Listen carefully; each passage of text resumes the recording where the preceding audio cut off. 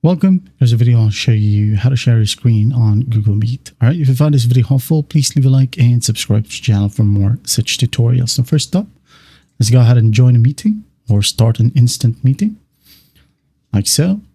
Allow your microphone and camera. Okay. Wait for it to load. And then once it loads, tap on got it, close the prompt. Okay. And as you can see here, we have this icon that says share screen. So all you do is just tap on it. Down here we have Brave tabs or the browser tabs. Window right here. If you want to share a specific window, for example, I have here my notes. I can go ahead and share this one. I can share my browser right here. I can share my OBS Studio, whatever apps or software that is open in your computer.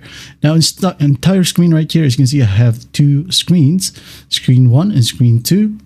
You can go ahead and select one. All right, just tap on one, hit on share. And once that's done, everybody can see your whole screen. Just click on show my screen right here. And then if you want to stop presenting or showing your screen, just go to the top right, tap on stop presenting. And once that's done, you're good to go.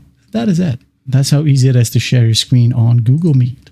Well, I hope this video helps, and I'll see you in the next one.